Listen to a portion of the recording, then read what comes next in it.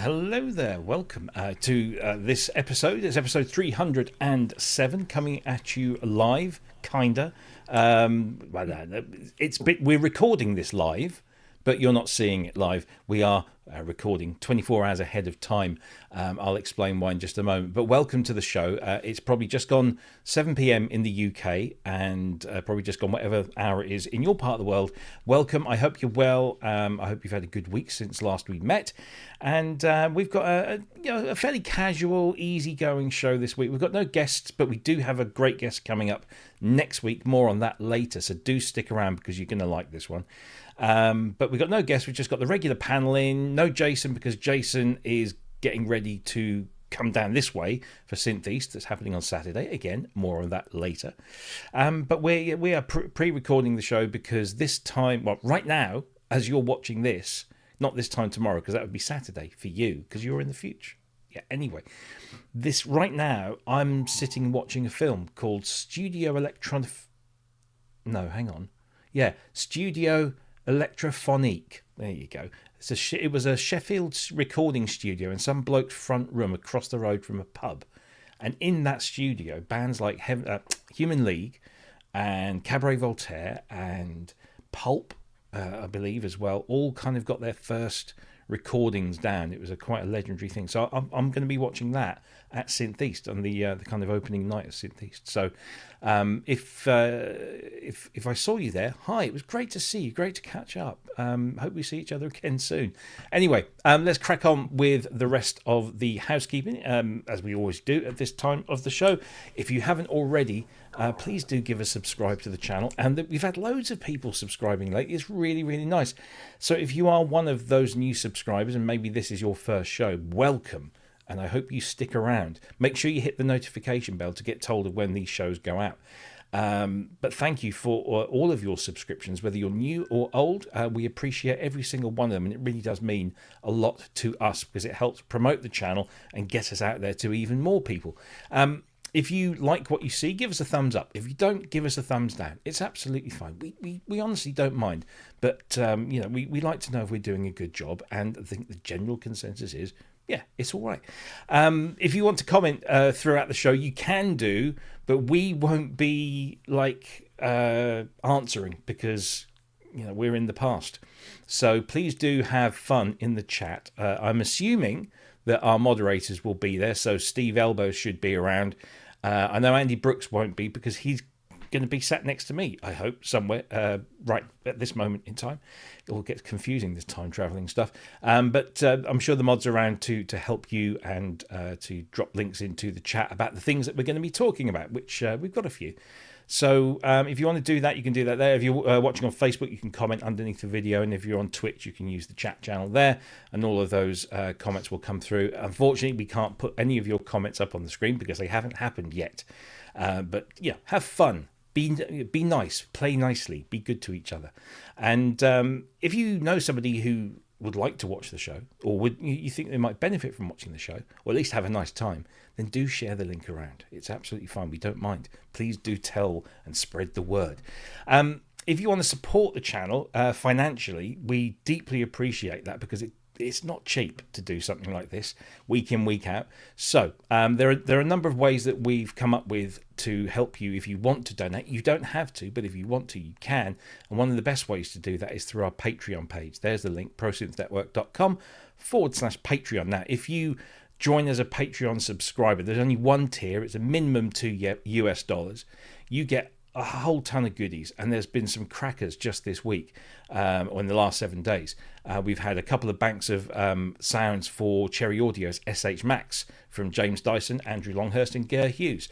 They're all there. If you are a Patreon subscriber, you can download those and use those. There's also decent sampler instruments. There's exclusive video content. There's ad-free video content. We try and put as much up there as possible. So please do go fill your boots by subscribing to the Patreon page. You can also do YouTube channel membership right here on the YouTube page. You get exactly the same benefits. You just find them in the community posts page, which is, and that, if you've got access, they'll appear. If you don't have access, they won't appear. So you can just fill your boots again with all of that lovely stuff. You can also buy ProSynth Network merchandise. ProSynthNetwork.com/merch. T-shirts, jumpers, baseball caps, hoodies, all sorts of gubbins, all emblazoned with our logo or various bits of relevant content. So if you want to spread the word about the channel and feel cool or warm, even if you're wearing the hoodies, you can avail yourself of our merchandise there. And if you are watching or you want to talk to people throughout the week that generally frequent the show, you can do it on our Discord channel. That's free, completely free of charge, no charge at all. ProSynthNetwork.com/Discord. Or you can join us on any of these social media channels. We tend to mostly congregate on Facebook, but of course you can use any of those other channels there to speak with fellow ProSynth networkers. Now, normally at this point, I would say if you have a question, stick a big capital Q in the front of it. But that's going to be of no use to you whatsoever this week because you'll be asking the questions 24 hours after we've been doing this. So if you want to ask questions, you can. You just won't get the answers from us. But you might be able to get the answers from somebody else in the chat. So I guess still, if you want to ask questions, go right ahead. Fill your boots. There we go. That is the housekeeping done. We'll crack on now and we'll bring everybody in one by one, starting with somebody who was super early today because he forgot that we were just doing this a little bit later than normal. But I don't want to publicly shame Scott McAuley. How you doing, buddy? I'm all right. How are you guys? Yeah, not too bad, not too bad. You've been playing with your form. Yes, I have. It's I think I'm up 95. Sorry, 85 of 100. So I've got 15 more to go, and then it'll be go through them all, make sure I'm happy, and then start getting videos done. But I've done quite a few little teasers for it anyway on my channel. But great little synth. It's an amazing little thing. Yeah, the more I hear it, the more I'm liking. Definite keeper. Yeah. It's so good. So and I think after that I'll probably be the Delia. I think I'll move on after that, see how I get on with that one. But don't forget another bank of Polybrute 12 sounds would be really nice. Says Kent, apparently. Yeah, Ken. Yeah, and me. I was just thinking if people were wanting to ask questions tonight, which is tomorrow. Yeah, we could actually just put your mobile number up on the screen. They could just ask you. Yeah, that would work. That would work. That would work. Do you know, I've lost it. I've just this moment realised I've lost my mobile phone. Sorry about that. Can't be helped. But anyway, good to see you, mate. And you. Somebody else who was fashionably early, unfashionably early, was Mr. Kent Spong. Yes, indeed. Yeah, well, actually, no. You actually thought you were I late. thought it was late, yeah. So, yeah. You haven't got a mobile. You use drums, don't you? That's it, yeah. Bongos. Yeah. And smoke. Yeah. So, hi. How are you? On this hot, balmy Friday afternoon. Yeah. Evening, even. Something like that. Yeah. So, I didn't get any work. Well, yeah, I'm fine. I just didn't get any work done today at all. Because suddenly it's Friday afternoon. I don't remember what happened. So, yeah. Cool. Well, here's some news, Roy. It's actually Thursday. Is it? Yeah, so you've got another day. Oh, that's almost like that question. What was it? The people who invented the first clock, how did they know what time it was? I know, right? Yeah. What is that on the shelf above your Polybrute 12? It's the Rolly Rye. Oh, it's the Rolly. It looks white. It's not white, is it? It's not white. She's the silver Mark II. Oh. Yeah, it was there. Well, the Mark 1 was black, was there? Yeah, that's why I didn't know. Black as your auntie. Black, whatever that means. Except my one's gold. Oh, because you sprayed it. You could say that. You could say that. Modifications. I wouldn't say that. I'd say I adorned it. I adorned it. I didn't spray it. You made it your own. Yeah, I made a different colour for the hell of it. Indeed. Yes. Why not? Good to see you, sir, as always. Thanks for joining. And last but by no means first, Mr. Andrew Longhurst. Welcome. Hi. How are you? This heat wave, Kent's right, this heat wave, do you think it was caused by the asteroid that unexpectedly fell this morning, Friday morning? Oh, that. Yeah, that was terrible. Yeah. Possible. Yeah, so common. Who would have known, eh? I know. I know. And all these three-legged things. Yeah, I mean, the chance. I don't know. And some coming guy from going Marillion. around playing big chords on a CS80 every 5 minutes. It's ridiculous. Apparently, the chances are 1,000,000 to 1. So, Speaking of CS80s, did you see Rob Rosen's video today? with the Yeah. Totos. Two Yeah, CS80s They were running at the same dueling time. two of them, Ken. I tagged you in it. I mentioned you in it, Ken, just to sort of say, check this out. But yeah. I He's wanted supposed him to to. have the Was one. guitar sound up on one of them, though. Because he had that the lush pound. Then he hasn't got the... Yeah. Well, that would have... Yeah, but... It was I'll quite go the and see story. him. He mentioned the story yesterday about that, the Toto CS80, because it got stolen. Yeah. And there was a sort of a hunt on for the thing, but it was never ever found. And then him and a friend of his, Rob and a friend of his, had spotted one that they went to buy from a warehouse. And when they got there, they checked the serial number, and instantly they went, "Sorry, we're afraid to tell you this one's actually stolen." And they managed to get it all sorted out, however they've done it. But everyone was happy at the end of the day, and Toto then got their CS80 back. But Rob said when he flipped it upside down to service it, he even had the Toto guy's name written across the bottom of the things. What? He'd scored his name into the bottom, but obviously people were just like, "Well, we'll not say anything." But Yeah, but whoever turns the CS80 upside down, apart from Who Kent. can? Physically. Yeah. You shouldn't do. It damages the key contacts. There you go. oh, does it? Well, he maybe had it on its yeah. side. He maybe Yeah. didn't say upside On the down. He side, maybe had yeah. it on its side. Yeah, but I mean, Yeah, talking we're dueling of, two of them today, Kent. Two together. well, talking of War of the Worlds, I restored Jeff Wayne's War of the Worlds CS80.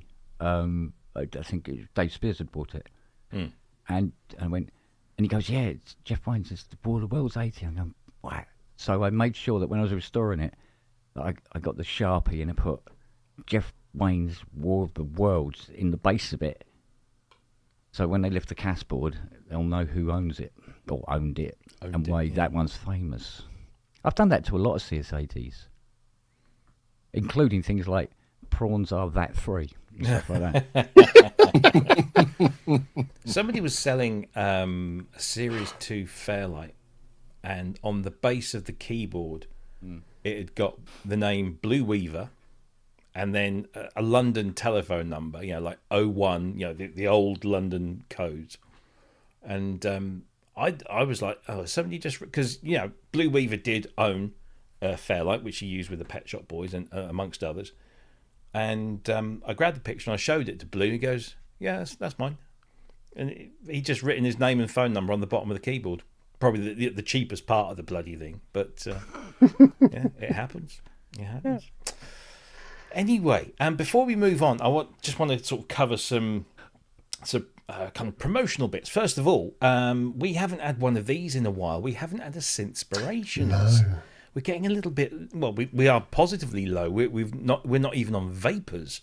So if anybody hasn't done their Synthspirations, not looking down there, if you haven't done Synthspirations, please do. If you don't know what Synthspirations are, let this little video remind you. We want to know what music inspired you to make music with synthesizers. Be it an album, single, or an entire artist's body of work, we want you to tell us why it inspired you, and given that we're a synth show, which instruments used on that album really made an impact. All you need to do is film yourself talking about your synthspiration for a few minutes, and we'll feature it on the show and discuss it. Send your video clips along with your name or handle to prosynthnetwork@gmail.com using a file sharing service like WeTransfer, and you could feature on a ProSynth Network live show soon. That's all you've got to do. Just you don't even have to film yourself. Don't have to film Come on, yourself Scott. at all. Yeah, come on, Come Scott. on. Come on. Honestly, mate. Yeah, so if you want to do that, all you got to do is some people just sit in front of the camera. Some people make brilliant productions, animations, all sorts of wonderful things. There's no hard and fast rule. Just capture yourself and your voice or your face telling us about your favorite pieces of electronic music that got you into synthesizers, or the music that kind of pushed you in that direction. We just want to know, because I guarantee you every time we show one of these, everyone goes, "Oh, I didn't know about that. I'm going to go off and investigate." And they learn something new and they discover some new music. So please do send them in, prosynthnetwork@gmail.com, or you can now send them to rob@prosynthnetwork.com. That works just as well. But use a file transfer service as a video like WeTransfer or Swiss Transfer because your email inboxes won't cope with the size of those files. So please do send them in, and we will play them when we get them, as soon as we get them on the show. So get working. And we're all really looking forward to the first all whistling interpretative version of your Synthspirations through the medium of the whistle. Indeed. Yeah. And we'll take them all as long as we can understand. We'll take them. So that's Synthspirations. Now, the reason we're recording tonight, as I said before, is that I'm at Synth East. These three, nowhere to be seen, apparently. Couldn't see them at all. But Synth East is happening this weekend. It's happening right now and tomorrow and Sunday as well. But there's also another show called Synth Southwest, which we are running and has been organised. Yeah. Like 99% of the organisation has been done by this man. Here he is to tell you all about it. This March, Dawlish becomes the beating heart of electronic sound. Welcome to the Pro Synth Network's Synth Southwest Expo, a celebration of synthesizers, sonic exploration, and live electronic music. Join us on Saturday, March the 21st at the Strand Centre, Dawlish, for a day packed with synth demos, modular rigs, hands-on gear, workshops and showcases from passionate creators across our region. Join us here at the Strand Centre for the Expo during the day. The festival is not for profit, so all proceeds from ticket sales and donations will be shared equally between the Strand Centre here in Dawlish, the Bob Moog Foundation and the Alan R. Perlman Foundation. Whether you're a seasoned sound designer, a curious beginner, or just love cool tech and great vibes, there's something for everyone.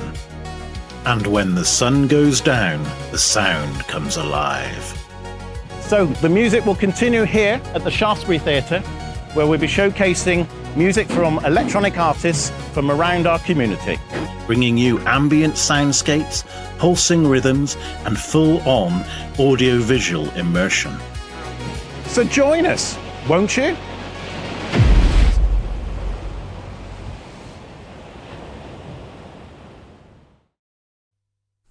I still want to see the bit at the end of that video. So do I. It's just a way to see Yeah, it. Because Peter must have got absolutely stoked. I love Peter's radio voice as well. It's very good. I'm just looking forward to getting my Jupiter 4 back clean. Yes, indeed. I know. Yes. A little salty, but clean. So Synth Southwest is happening, and it's happening on the 21st of March. I almost had to think about it there. It's happening on the 21st of March, and you can come along. You can buy a ticket. There's still a few left. And let me just see if I can bring the website up on the screen here. Here it is. synthsouthwest.com. You can buy your tickets now. What we've done is, because the day's split into two, you've got an expo during the day, and then you've got the gig in the evening. If you can only make one, then you only need to buy that ticket. So it's £10 for the day or £10 for the evening. But if you can do the whole lot, and why wouldn't you, then it's 18 quid. So you can save yourself a couple of quid on the overall price. And it starts at 10 a.m. at the Strand Centre. It goes through till 5 there. Then you can have a couple of hours. You can go up the pub, have a pint, get some dinner, and then come back to the theatre, where there is also a bar as well. And from 7 p.m. through 10:30 p.m, we've got those four artists. So we've got Peter kicking things off. We've got Dr. Mike Metlay. We've got Ty Unwin, which was a brilliant snag for us. And then our headline act is Dave Bessel, who is one quarter of electronic supergroup Node and an accomplished musician in his own right, and will be delighting us with his weird and wonderful stuff, which is really good. You really got to watch it and hear it as well. So the expo lineup is now almost completely full. Let me just run you through because we are filling up the very last bits and bobs. In fact, I think we are now completely full. So we've got people like Ian J. Cole and his Sinners Music record label will have a stand there. Gaz Music Solutions recording studio. Darren from Rackets, his brilliant stuff. Come and buy some of his little kits. They're superb fun. Some geezer called Andrew, I have no idea who he is. We've got an Alan R. Perlman Foundation desk. We've also got a Bob Moog Foundation desk. We can come and learn all about those things. And the Alan R. Perlman Foundation desk is going to have Ali Cassidy with some classic ARP instruments. Yay! And Ali she's like the Irish Kent Spong. And I know that's an insult to you, Ali, and I do, apologise greatly, but I'm sure you'll take it. I didn't know she was Irish.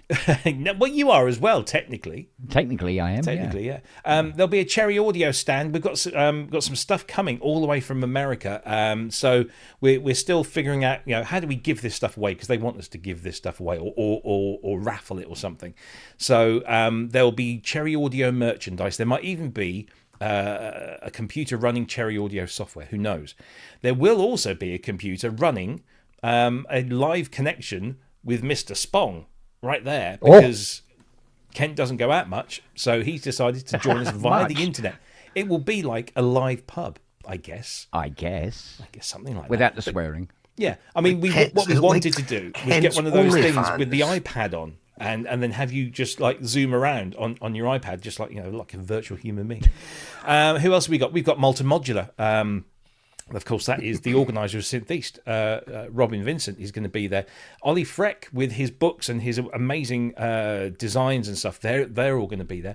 Chris Poacher from CP Magnetic Media. If you've got an aging synthesizer that uses an old floppy drive or old storage device, Chris makes custom builds. USB replacement drives for just a whole gamut of synths. So I've got a couple I'll be bringing down with me for him. They're absolutely brilliant. Nick Howard is going to be there. I'm not sure what Nick is bringing, but it's generally going to be quite good. Eddie Garcia is going to be there.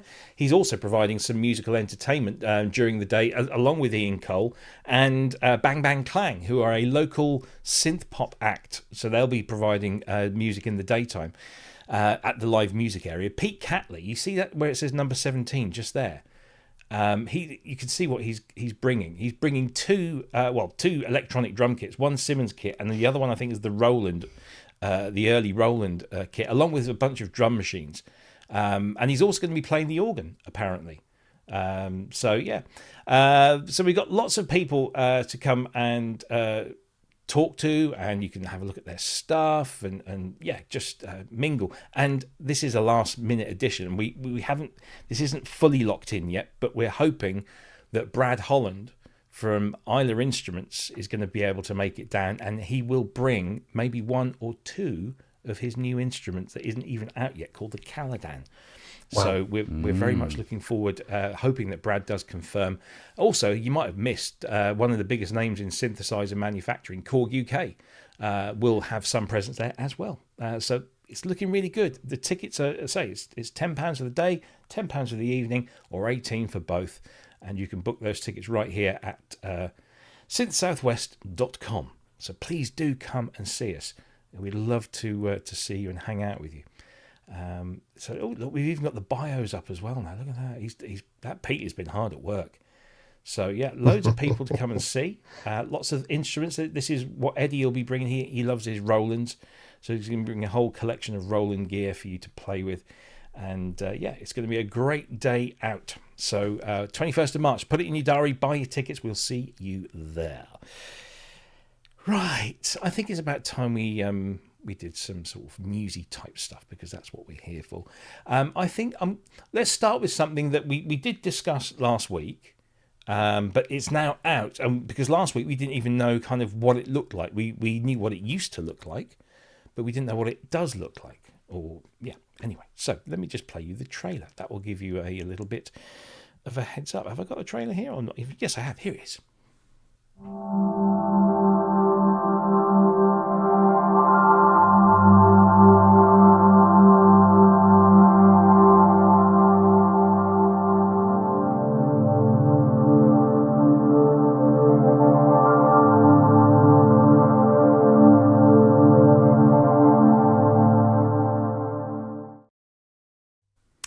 So there you go. That is Music Mouse. And if you want to know what Music Mouse is, let's just bring the actual application. Here it is, live on your screen. Music Mouse was developed by Laurie Spiegel back in the mid-1980s. It was a Macintosh app, and then it got ported to Atari ST and Commodore Amiga as well. And it was her way of trying to make the computer an instrument in its own right. This is way before soft synths. And so this is a very clever piece of software that allows you, and the reason it's called Music Mouse is that you can drag your mouse over the grid and have it play music based on the keys that you're depressing with wherever your position is on the grid, and everything will work together in tune. And you can change everything down the left-hand side here. You can mess around with the harmony structures and the voicings, articulations. You can have arpeggios or chords going off there. You can even send your output to MIDI, or you can do it with internal sounds, and it comes with a whole bunch of 32 presets, which were, I believe, were originally DX7 presets. Maybe you'll hear this. Can you hear that, guys? Yep. Very, very quiet. Yeah. Well, this is, unfortunately, we're kind of messing around with system audio here, and I don't want to get any kind of echoes and stuff. But you can go and get this now for $29. In actual fact, if you use the code MOUSEY, MOUSEY, you'll get it for $19, which in Old English is 15 quid, thereabouts. And it's, the built-in voices are quite 1980s and not wonderfully expressive, but you start feeding this through some effects, it all of a sudden does start to really come alive. And of course you've got MIDI control on here, so you can hook it up to anything, whether it's a soft synth or a hardware synth. I was playing around with this last night with my AM1X and just put it onto a nice kind of lush analogy pad type thing, and it was gorgeous. I was just sat there just happily scrolling around on this, and you can come up with some really, really happy accidents. It's a great piece of software, and there's performance mode, and you've got all sorts of different preferences. It's great fun. Have any of you guys had a chance to play with this at all? I haven't yet. The first question I was going to ask was, can you record it? Or is this basically just records the MIDI into the DAW as you're scrolling your mouse over? I would imagine if you are using the internal tones, then you can just set something like, your DAW or an audio recorder to record that. Yeah.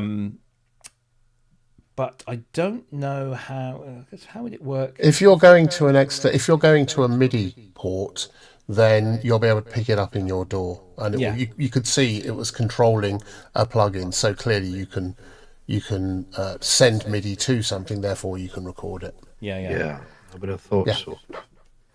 It's very cool. I'll definitely grab it for 15 quid. It's like, come on. It's a no-brainer. Bargain. It's a limited time offer for that discount. But go and grab it now. It's amazing that a piece of technology that was developed 40 years ago has now come back and is actually useful, not just nostalgic. It's actually genuinely useful. I think it is useful. I was just wondering about, from a sound design point of view, it would be nice if there was a way to also introduce aftertouch with it. But putting all of that to one side, I just think it's, when you heard it in the demo, in the video, it was attached to another plugin, and it sounded gorgeous. Yeah, and it's the like fact that it was. It's like an ambient guy's dream, isn't it? Yeah. It is, and that's kind of interesting. So I'll be getting this as well. One thing you can do is, because it's designed to work with a mouse and a keyboard, so if you want to add vibrato to whatever you're playing, you just press the appropriate key on the keyboard at the time you want to add it. Or you shake your hand. Or you can do that, yeah. There is an element of keyboard and mouse control. I mean, I'm not using a mouse, I'm using a trackpad, and finding it actually quite, because it's a much kind of bigger surface, and you can just move your finger around without having to sort of bump into things with your mouse. It's very nice. I don't know. Actually, that with a a trackpad with some sort of pencil or stylus Oh to yeah, be that, able yeah, to that could work. that and with pressure. If you could have pressure, that would be great. But I like it already. What about you, Ken? Would you use this? Oh God, yeah. Because I like stuff that produces happy accidents. I must admit. Yeah. Because you can find it's like when I used to mess around with a Suzuki, and you go, oh, those two go together well, and then you can build an entire track from that. I must say it not really surprising that it's 40 years old and people are going to find this useful. I think this was always useful. It's just that the platforms was pulled out from under it. Yeah. Yeah. If it was constantly updated onto the next platform, people would have been using it today as much as they would have done 40 years ago, I think. So, I mean, it's also a clever little, I suppose it could be implemented in a way where it could be a learning tool to show how certain frequencies work together, for people learning music, It's a lovely, lovely little program. Makes you wonder how many other brilliant pieces of software have fallen down the wayside, down the side of the settee simply because the platform was pulled out from under it. On the side of the settee. I mean, obviously, it's a piece of software that was designed for a time when computers and music was still very much in its infancy. You either bought a Synclavier or a Fairlight, or you had a Commodore 64 running the really basic, or Yamaha CX5M or something like that. Yeah. And this was a program that ran initially on a Mac, or a Macintosh, as they were called back then, and then later on the ST and the Amiga. But I just think when they announced this at NAMM earlier this year, really, and now playing with it, it really is a very cool thing. I wish they would have done it as a plugin, though. It's not a plugin. This will work as standalone, or you just have it running on your computer and MIDIing it up to your DAW, and then you can record, data. With 3 screens, that's not really but I suppose then it's about where the focus is, because your DAW tends to want the focus being on it. So I wonder if when you're clicking it, you've got to switch between the 2 apps. We'll have to play around with it. It would be nice, and I'm not normally a proponent of such things, but I think this could work quite well on something like an iPad. Yeah. Yeah. Because it just lends itself to it. You just put your finger on the screen, and then there you go. Or better still, the iPad with the pen. Yeah, and your iPads have got pressure sensitivity now as well, haven't they? Yeah. iPad Pros. Yeah. So then that's when you could start getting your aftertouch in there, Andrew. Yeah. It may not be the last rendition of this we see. It might see it's maybe just a taster to see where they can take it. It's interesting anyway. Yeah. Yeah, it's a really interesting thing, and it's just lovely to see it back again. Yeah. It's lovely to see it back. Yeah, there's some great content, and Laurie, there's a whole bunch of demos there, and I believe there is a video of Laurie talking about it. Here's I'm a not question sure if for that you. is Laurie using the new version. Yeah. It could very well be. Here's a question for you. Are some of the functions within this, Yes. are they accessible to CC? Do you know, I don't know. I don't know. Because off the if top of they my head. were, if you're playing this from a keyboard, not necessarily the keyboard, but if you were actually playing MIDI data into it from a keyboard, and you'd say a controller, and then you could play around with various, functions at the side there via controls on your controller, opens it up into a whole new different kettle of fish. I don't know whether that's been implemented. They thought of that or not. Wouldn't be surprised if they build upon this. Yeah. You simply have to buy it and find out. Yes, exactly. And Yeah, 15 it looks quid. like it does look like it's going to be something that's going to get improved, because it seems like it's really open to it. There's plenty of room to add some additional functionality. And I can't imagine the coding's going to be hard for it, is it? I did wonder why Eventide? Why did they bring it back? And then when I watched the demos and they were feeding the output of this into Eventide plugins, the effects plugins, get it now. I see where this is going. But yeah, it's brilliant. It's really good fun, and it's so affordable. and fun. You know, I've just been sat here. I haven't even been recording anything. I've just been sat here playing around with it.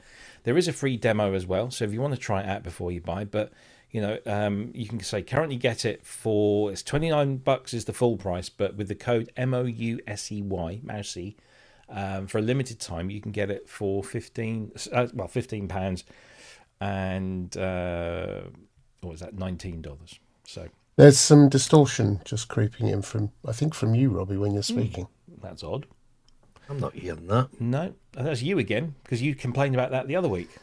I think There's something it's like crackling whenever you're speaking. No one else. It's weird. Definitely Not getting it here. No. Okay. Anyway, we'll plod on. Evensideaudio.com is where you can go and find that. So go and check that out. I thoroughly encourage you to do so. This next one is for Kent. I'm going to play the video now. I'm going to play all the video because it does go on for about 3 minutes, but we'll play some of it. This is the brand new custom synthesizer from Love Holton.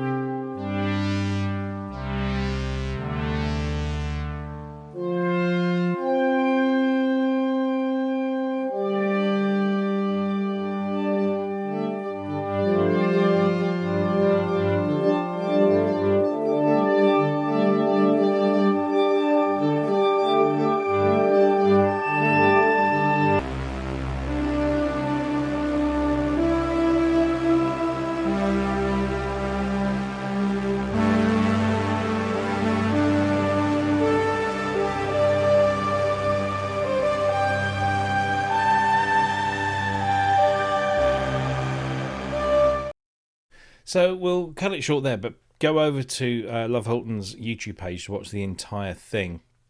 So this is it's a custom one-off machine, as his machines always are.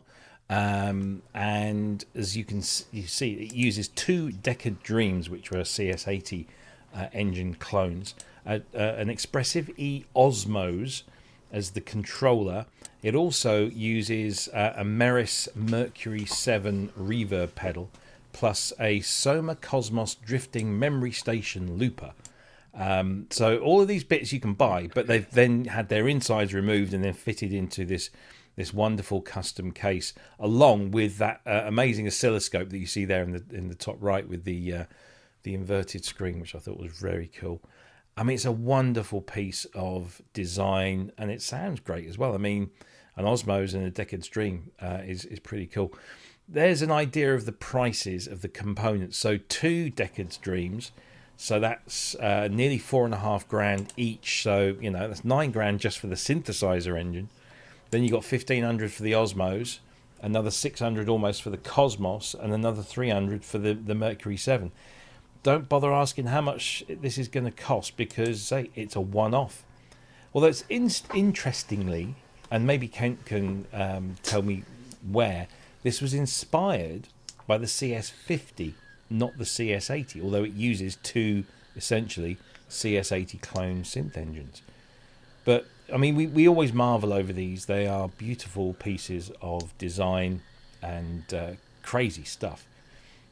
But you can't buy these in the shops, unless, of course, you want to buy all those components yourself and shove them into a shoebox. I don't know. It's up to you. But Kent, where's the CS50? Is it those rocker switches? Is that the kind of the visual cues for the CS? Probably, but that'd be about it. Yeah, that would be about it. So, and I must admit, I've had this idea as well before of taking various pieces of equipment and mounting them all together in one big box. And I was told don't bother because people can just buy those bits and just stack them up on a shelf anyway. So Yeah. but being a one-off, I must admit, I like the way it's been designed, except that monitor. Yeah. I mean, that's just a visual design thing, isn't it? It's Oh, completely yeah, no, unnecessary. that's what I mean. It's definitely a design choice, that's for Yeah. sure. If I did that, I wouldn't do it like I wouldn't have done it like that. I might have shaped it like Deep Thought from Hitchhiker's Guide to the Galaxy. Yeah. It feels, yeah. Somebody wants to have a one-off. That's exactly what it is. Yeah. I mean, Yeah, that's the customers' requirements have been fulfilled there. Yeah, absolutely. It's a lovely thing. Yes. Very cool. Very, Yeah. very cool. And it sounds great as well. I'm going to be controversial here, but I think it's ugly. I think there's something about it. I get what it is, and I love the idea of it, but the design of it just feels like the worst kind of Lego or self-assembly. The And finish he's on the wood show is- next week. Yes. Yeah, I know, didn't have a but- special guest, did I? The thing is, I'm looking at all the other stuff on his site, and he's got some great designs on there, things that I really, really like. But this one, for some reason, just feels, I don't know. I think the word you're probably looking for, because I have designed synthesizers in the past, although they've never really made it to be of any worth. But that is too simplistic. It's all boxes and sharp corners, and it's my first synthesizer sort of thing. I know it's not. We know, we've heard it, but there's something about it. It's not. Hasn't gone far enough down the steampunk or whatever it is. If it had some brass and some other things, I'd be. I mean, you could do that, I suppose, but No, it's I mean, it's obviously he designs everything. It's custom built to the customer's specification. well, the customers asked for this clearly. Yeah, exactly. So yeah. And if you want something, if you think you would do it differently, then you can ask him to make it for you. Well, design And is a different subjective. kind of design, yeah. Yeah, Design is subjective. It really is. It changes from one person to the next, doesn't You it? can also it get a looks like- 61 note one as well now. I know. Yeah. Yes, he could have done a bigger one, but it's. I think it's great that that he does this, and we can marvel at it, and maybe one day dream that we too could potentially order a custom built synthesizer that nobody else has, a complete one-off. Be pretty cool. But there you go. Am I right in thinking the only thing that the Decker's Dream doesn't have in comparison to the CS88 is the very important ring modulator? Is that right? Doesn't have the ring modulator. Doesn't have the ribbon strip. Oh, well, yeah, the ribbon strip, yeah. Doesn't have the ring. Wow. No, yeah. No, ring I mod missed- was I a missed that separate one. unit. It was a separate unit, that's yeah, right, for about yeah. 2K or something like that. Yeah. So, yeah, minimal investment, but Black Corporation stuff is again. I mean, that's handmade stuff. You can actually build one yourself. Didn't Robin Vincent build? Was it either a Deckard's Dream or one of the small, Deckard's Voice or something? Yeah. But yeah, you can build them in kit form, but to have them pre-built, you are paying a pretty penny. But yeah, lovely thing. But Yeah. it well, clearly, split opinion, but Well, this is the sort of thing that does split opinions. yeah, Because it's based Yeah. around it's design. unique. Yeah. Yeah. If you want to see more of his stuff, you can go to his Instagram page. He doesn't have a website, which is why I'm showing Gear News here. His Instagram page has all of his kind of works and creations on. Certainly the one he's made public. So. there is a lovehulton.com. Oh, there is, isn't there? Yes, you are right. I was thinking he hasn't got a YouTube page, but then he did have a YouTube page when he put this up. So there we go. Love Holton. Let me just share this. There it is. There we go. Some of the designs are just brilliant. I think that's So retro, eh? Yeah. Those Very are, retro looking. yeah, these are good. Yeah. You've got to Very love clever. this. Very clever stuff. We can butcher it. That thing there, that one there. I mean, isn't that just glorious? It's all amazing stuff. But yeah, we can dream. There you go. Right. That is loveholton.com. Go and take a look at that and dare to dream. Right. Let's see. What should we go? Let's talk about some new software that's appeared. Let's start off with this one. Let me bring this one in. This is new from Steinberg. Have I got a video for this? I think this is the only one I didn't have a video for because they didn't make one. So Steinberg today announced the release of Absolute 7. And Absolute 7 is their package that contains, I guess the clue's in the name, absolutely everything in terms of their plugins and instruments. It's all kind of there. It's like nearly 200 gigabytes worth of content. For the full price of $414, although you can upgrade from version 6 for £83, I think it is, and then other versions are a little bit more expensive.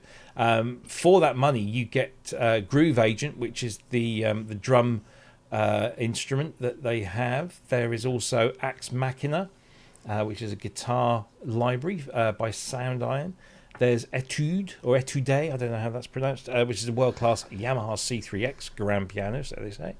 The Orchestra Colors is in there. You've got Carrier 8, which is a whole bunch of new sounds for their FM Lab instrument. You've got Colors Lo-Fi tapes. You've got Verve, which is a felt piano. You've got Fractured in there, which is distorted drums. Iconic Synths in Retrolog instrument, and loads more besides. I've got Absolute 6, and I didn't think I paid that much for it, but the more I think about it, I think I got it in like a special bundle deal that they were doing when I bought Cubase. So £83 is what I would have to pay to go from this to 7. That's not terrible pricing, but I'm not entirely sure 414 is good value for money. I don't know, Kent, you're a big Steinberg guy. Are you an Absolute owner, user? Will this feature in your... I got a lot of that stuff that came with Cubase. Yeah. I definitely recognise a lot of them anyway. But I think, because if you've got Cubase, you've got quite a few of those packages already. So your £83 is getting you 2 or 3 other packages. But 414 for the lot of them is like, it just seems like an awful lot of money. Well, it does. When you think, how much is Arturia's V collection? Is that $499? If you're like that, if you're buying it from Fresh, from Fresh, it's $499, and you you get a bag of stuff. You get a whole bag. You get you're scrolling there for like, I'm going to have a little sleep while I scroll. You don't seem to get huge. It's not a great deal of instruments there, no. Yeah. I bought the colours score, the orchestral bundle, because I thought, it looked good and I got a deal on it. And I have to say, it's a really, really good sort of workman's working orchestral thing with some really good variations in it. I'm not, I've got all the rest of it like you guys have, but I haven't actually delved into it too much, to be honest. And I wonder, why that is. Yeah. I got Absolute 6 as part of a package with Cubase by 13, I think. 14 Pro or whatever it was, yeah. And I can't. I'm trying to remember whether it was a deal bundle that I got or what. But I think anyway, Groove Agent comes with Cubase automatically. Yeah, but is that Groove Agent SE? Because I know that I don't think it is on the Pro. Right. Yeah, it's interesting because I thought, maybe because I'm a Pro owner, maybe this comes as part of the package, but it doesn't. I do have to pay £83. Yeah, which is it doesn't break the bank. But what I'm thinking is, do I actually need these things? And as Andrew said, I don't think I've really used any of this stuff. Well, I've found over the years that when bundles are available, and if it's a bundle for like a really, really good price, and you go, yeah, go on. But penultimately, what happens is 45 to 65% of that stuff you never ever go near, or you try it out and go, I've got better ones than that, thanks, and it's just bulk on the drive, and you been better off just staying where you were. And I feel really stupid that I don't think I've ever looked at Pad Shop, and it looks pretty good. I have used Pad Shop is gorgeous. Yeah, you often talk about Pad Shop. Yeah, I have looked. Really nice. I have used Hallion 7, which is excellent. I've used the orchestral thing, which is good, but I've just not dug into these. So I think maybe the one thing this is telling me is it's time to have a look at what I've already got and see what there is. Well, I think this is what I'm trying to say. If these things if you went to a website and these things were available separately, and you had little demos of each one, you would, you got the money in your pocket, and you go, I definitely have 6 of these, and the other 12, I have no interest in at all whatsoever. But if you buy the package and you think you're getting a lot, you're actually getting a lot of stuff that you're not actually going to use. That's what I find is always the downside with packages. Yeah, and I think you can't. Personally, I get overwhelmed when I get a huge, great bundle of everything. I just kind of go, too much to know. So maybe it's time to actually start digging through some of the stuff I've already got. Well, I've come across like a choir sample package separate. I've come across it and everything, tried it all out, listened to it and everything. That's bloody gorgeous. It's pricey, but it's gorgeous. I'll have it. And then you can get a bundle where you got a choir in it, and you try it out and you go, oh, that's awful. It seemed, I'm not saying it is, but it does seem like they've probably got half a dozen really good things in there, and then they pad it out with the stuff that people probably wouldn't buy separately. Well, there was a package, I won't name the name of it, but this package, and it came with a choir, and I tried it out, and it wasn't good. As a choir package, full stop, it wasn't good. But compared to the choir packages that I'd sought and were sold on, this thing couldn't touch it with a 9-foot barge pole and a map. Honest to God, it was, and it's like, but you got it now because it was in that package. You go, but I paid for that, and I actually don't want it. And that's the problem with packages. The clever thing that Steinberg did, and not just Steinberg, but other companies. So the upgrade path is from Absolute. The one step down, Absolute 6 is 83 quid, and then if you've got Absolute 5 or below, then it's a bigger upgrade price. Yeah. Let me just see if I can find out what those prices are. Yeah, so full price is 414. Yeah. And then if you're updating from Absolute 6, it's 83, but it's 165, so it's twice the amount. Yeah. If you're going from, say, Absolute 5. So maybe you've decided to skip a version. Well, you're then financially penalised for that. Yes. If you're cross-grading from any of the listed products, such as you see there, so if you've got some of the individual ones, you can get it for $290. But I mean, it kind of what it does for me, anyways. And I haven't pulled the trigger yet, but I was going to, and then I stopped myself, thinking, if I do it now, it's only 83 quid. If I change my mind in a year's time, it's going to be 160 something quid. Yeah.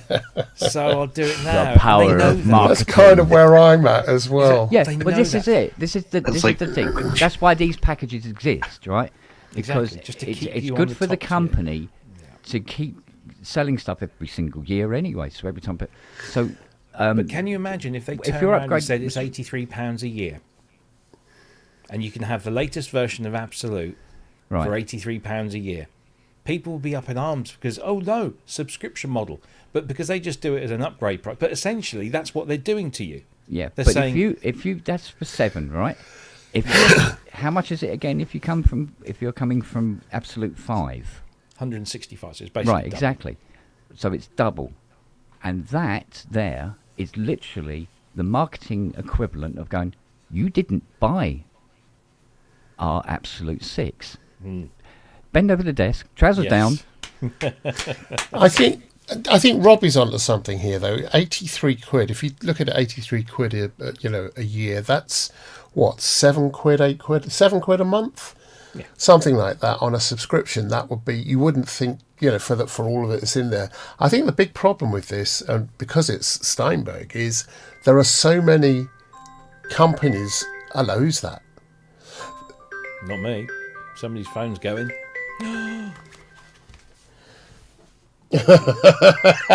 Those who smelt it dealt it. Those who smelt it dealt it. So the thing is, you don't think of Steinberg first and foremost when you're thinking of... Yeah, I know. When you're thinking of sound libraries, you think of Spitfire and Arturia and, you think of all the other... there's lots of other people that do this stuff that do nothing but libraries. And I think maybe that's why it gets sort of overlooked. What do you think, Scotty? These sort of built-in things I'm not really one for. You get a lot with Logic. Like I stepped away from Cubase when I stepped away from PC and went into Mac, and I changed over from Cubase to Logic. And you get quite a lot of this stuff just with Logic anyway. But for drums and things like that, I would use Session Drum or Addictive Drums. Addictive Drums are fantastic.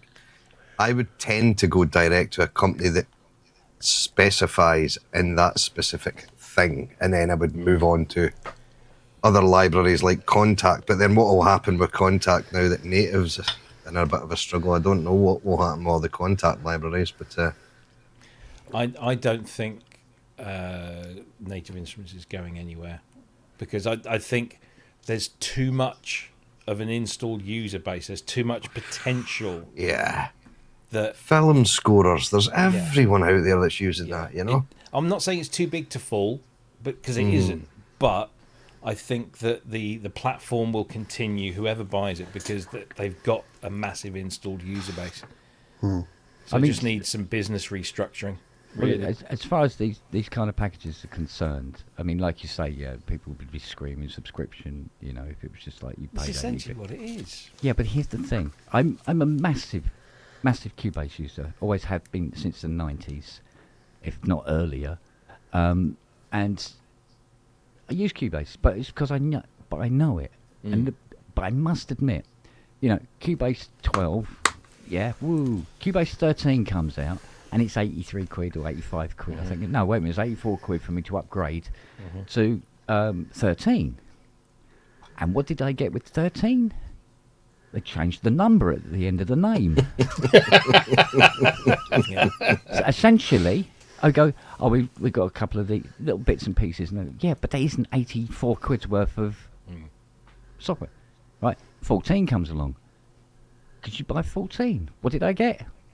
Same again. Change the numbers at the end of the name. But they do increase the library of stuff that's available, and they have been adding. I mean, yes, they do. But it's not 84 quid's worth of it. That's what I'm trying to say. It's not 84 quid's worth of it. It's subscription by stealth. It's disguised. Do you know, it is subscription. Isn't it? It's Stealth-scription. But if you go, oh no, I'll miss out on 12. I'll go to 13 when it comes out, and you're met with, you bitch. You didn't buy it. You're paying the same, but you're just paying it later. Yeah. So So it's a subscription whether you pay it or not. Yeah. You still pay it. Yeah. Yeah. Unless you jump platform. Indeed. But the thing is, it doesn't stop working though. That's the only thing that's in it. So if you don't want to upgrade, absolutely, it will continue to work. Yeah. So. But no, there's ways around that. It's called update patches. And suddenly you got stuff in your door that's not working anymore that used to. It's true. You go, we're dropping the support of VST2s. Sorry, bye. We're dropping the support for that operating system. Or this doesn't work anymore. They'll get you. However, they'll get you. Yeah. But anyway, we kind of veered off there. Yeah. Absolute 7 is Let's available go bomb the building as of today. Yeah.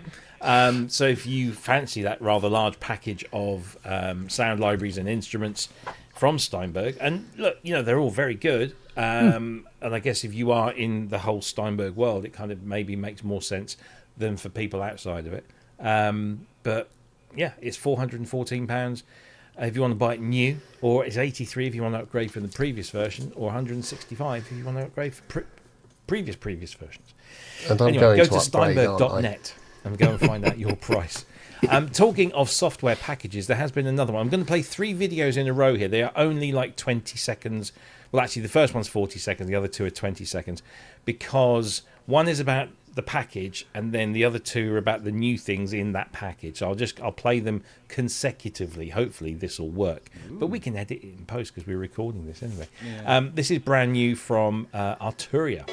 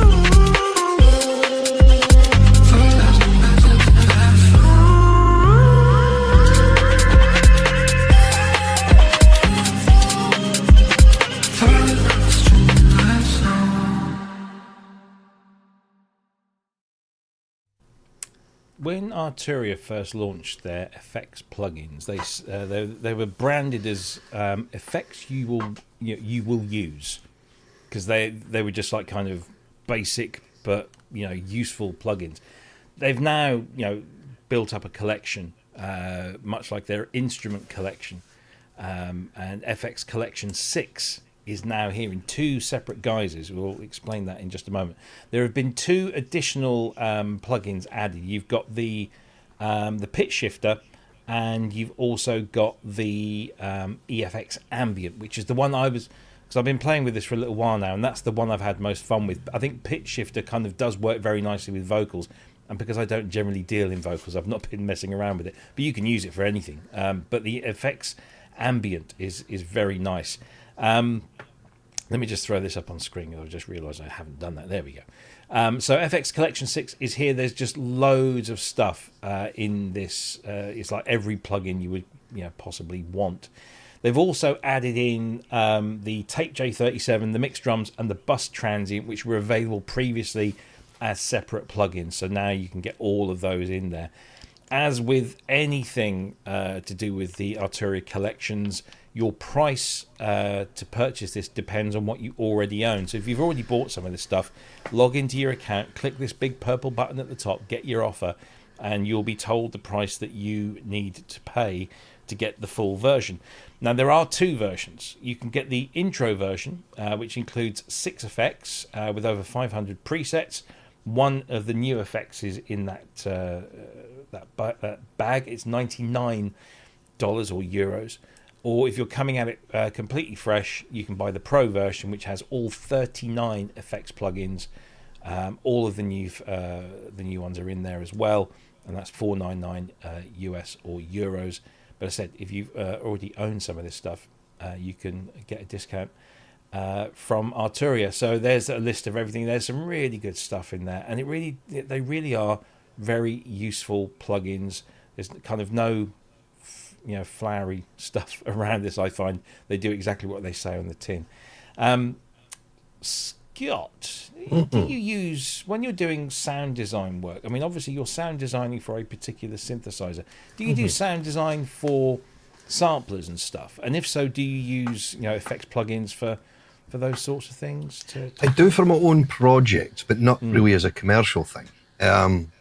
Sampler instruments is something that I have been asked for quite a lot, like especially with the collection of the synths that I've got.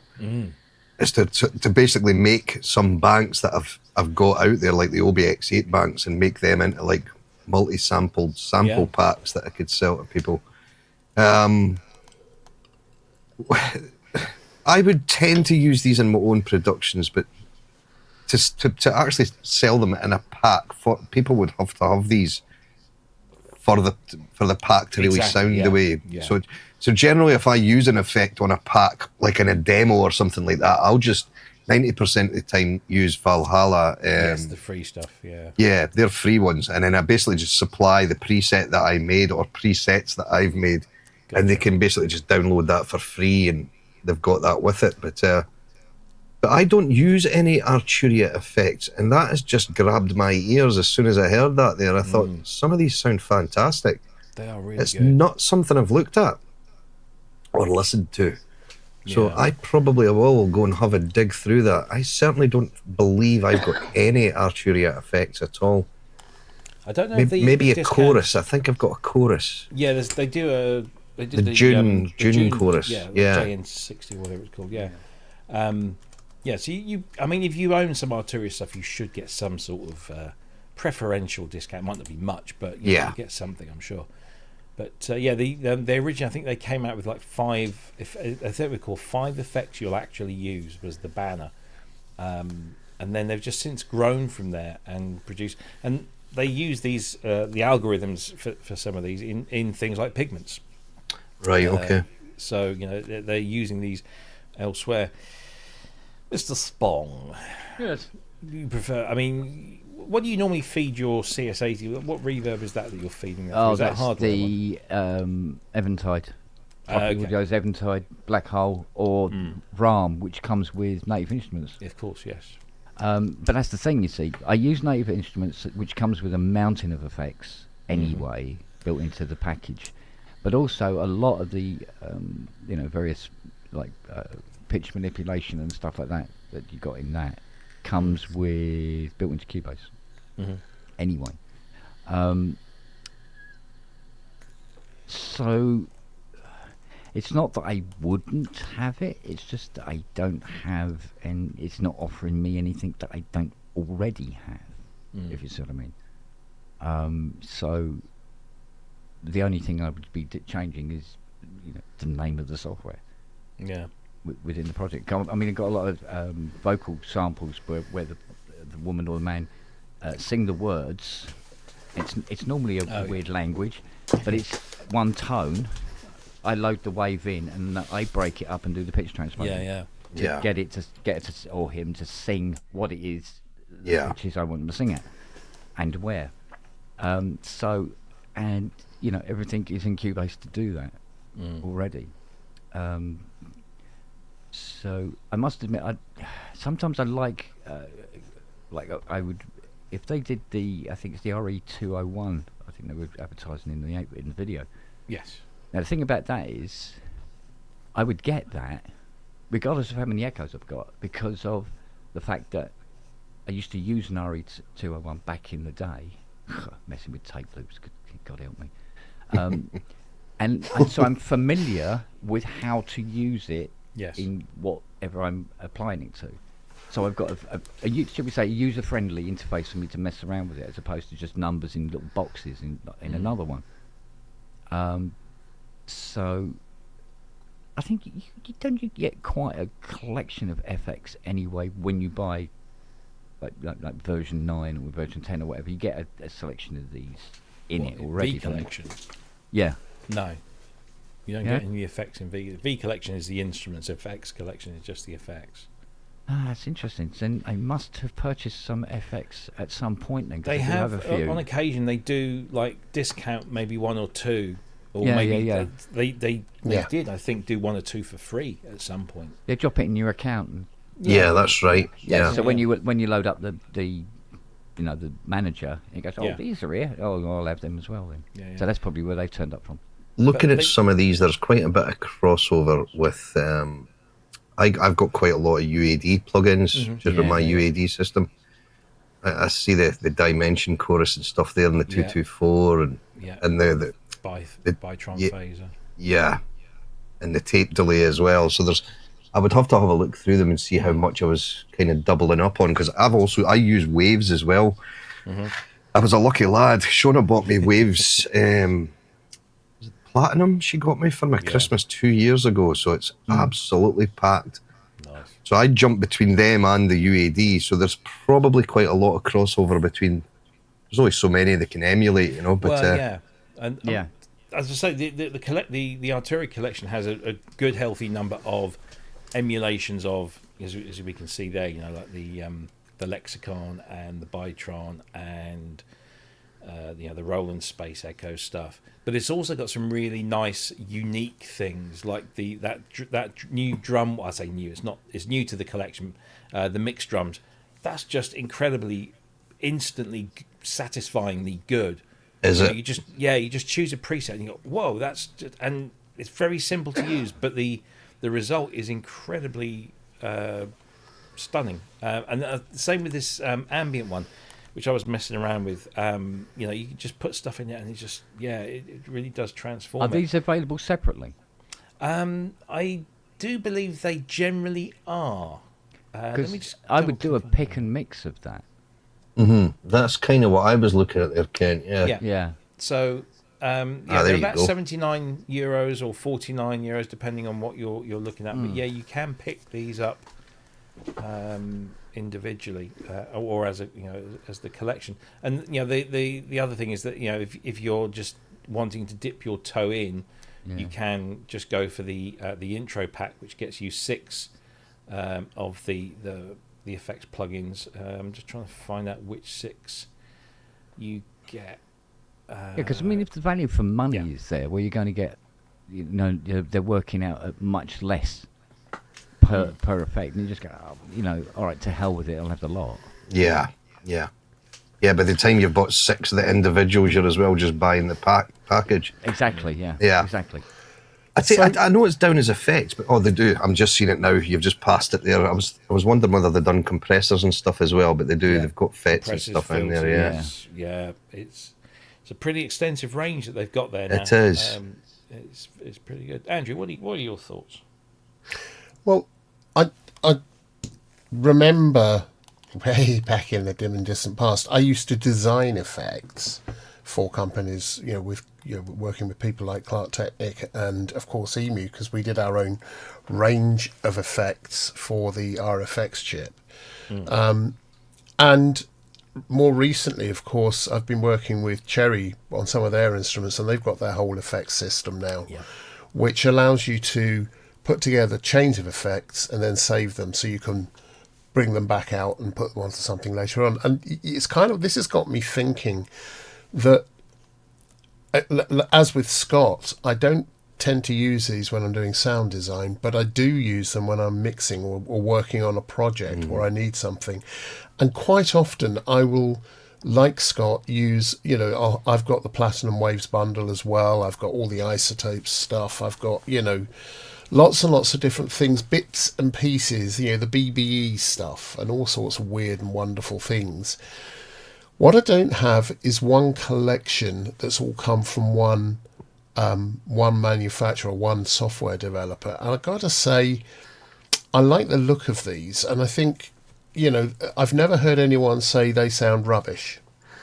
And I think there's something about being able to maybe put together a series of effects one after the other and then do a preset which is that, so that people have access to things like a vocal channel or a drum channel, a specific sort of drum channel, or bass, for sorting out bass, guitars, whatever.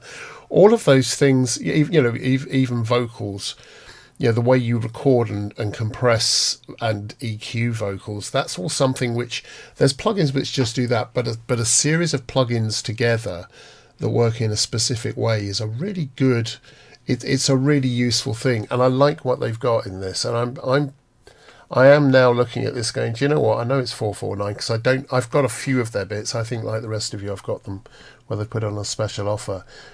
But I think I'm kind of tempted by this. I really am. It's more for the sort of compression and EQ and various other things, but also some of the reverbs. This is a good thing, and I think there might be a sound design opportunity doing collections of stream or collections of effects for specific things. What do you think, Scott? Do you think there's something that like a signal path kind of thing? Is that what you're thinking? The very phrase I was looking for, a signal path. Yeah.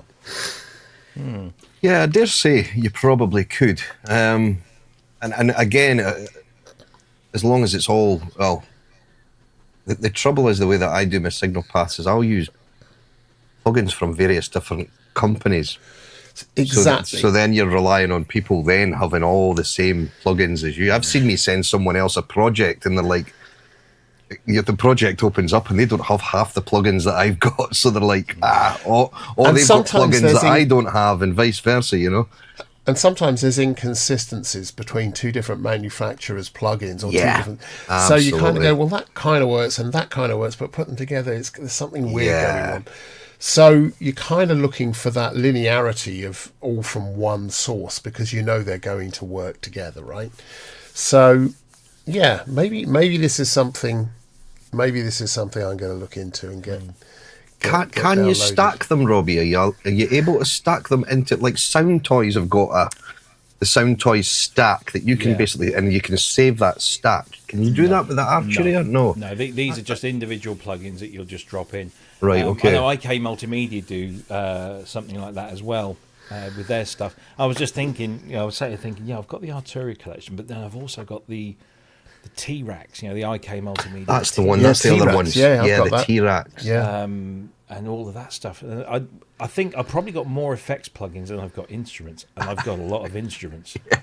and I'm not an effects person. I don't go nuts over effects. I mean, I will generally stick to, and these are the Arturia ones, I'll stick to the LX24, the Lexicon Reverb, the Dimension D, and that's about it. Because for the sound that I like, they're my two favourite effects plugins, and kind of the rest can just go off, But sometimes, when you say you're sat here noodling, and what I was doing the other day was the Music Mouse into something, I forget what plugin it was, and then going through that new ambient plugin, and it was just dreamy, and you would just sit there for hours. You could probably just close your eyes and just move your finger around the pad, and it was just lovely stuff. But no, at the moment you can't like create a signal chain as if and then a bit like the Cherry Audio new one, that you can create your own signal chain and save that as a collection, and then just drop it in as your standard vocal chain. But it's the idea of having the sort of iconic thing. For instance, compressors. I use compressors a lot when I'm mixing, but I use them creatively. It's not just about limiting. It's about pulling up the stuff you haven't heard, either squeezing it or and placing stuff, and then EQing and side chaining. That's difficult to put together as a signal chain. That is difficult to put together because how do you save it? So it has to be in the same DAW first of all, and and it starts getting a bit weird. But yeah, I do. Yeah. Well, I guess it's either that or you become a Ty Unwin of this world, where you create a template in your DAW, and you create these mix buses, and and then you just call them up, but you have to put in the time and the effort to create those things. Which it's pretty much what I do already, but it's not something you can share with other people. Which I have done in the past, and I always end up just going back to a default program. Start from scratch. Well, my default has got all my sends, all my effects sends all go to the same place. I've got all that sort of set up, but templates, that's just not that's not the way I work really. It's just Anyway, Arturia FX Collection 6 Intro and Very Pro. cool. Both packages available right now. Arturia.com if you want all the information about those, and you can pick those up directly from Arturia. If you already own some of their stuff, it's probably the best place to go because you'll get a discount based on what you already own. I mean, if I was to buy one right now, I'd be saving 350 quid off the full price just because of what I already own. They could send me them. They could just send them to me because because I haven't got any cake, so that would be a mercy, really. Indeed. But there you go, Arturia.com for the FX Collection Pro. What's next?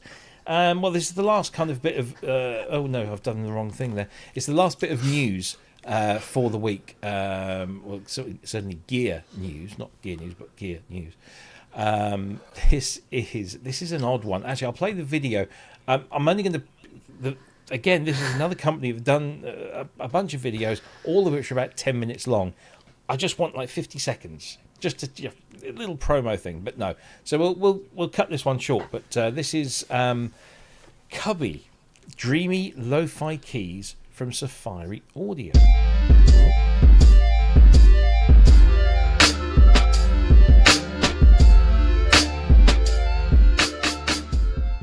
Today is a really exciting day for us because we're moving from Safari pedals to Safari audio, and in this video we're going to go over the first instrument by Safari Audio that's called Cubby, and it's part of a really exciting line of products that we like to call super keys. New instruments, Safari style. The pedal aspect of Safari is here to stay. It's just an expansion on the Safari idea into new territories. Cubby is really inspired by vintage, early 90s or mid 80s sample-based keyboards that are home keyboards that a lot of people started using as kids and later on were used on so many classics. It's really a very kind of playful sound, and I thought it would be the perfect way to start our line of instruments because it really kind of speaks the same Safari language as the effects that we've done so far. It's playful, it's simple to use, and it has a very particular sound that hopefully inspires you to create. Let's go through some of the features that we have on Cubby. It will be fun. Basically, you have 4 sounds. There's piano, flute, fantasy, and violin. Let's hear those really quick. So this is the piano sound. Flute, fantasy, and violin.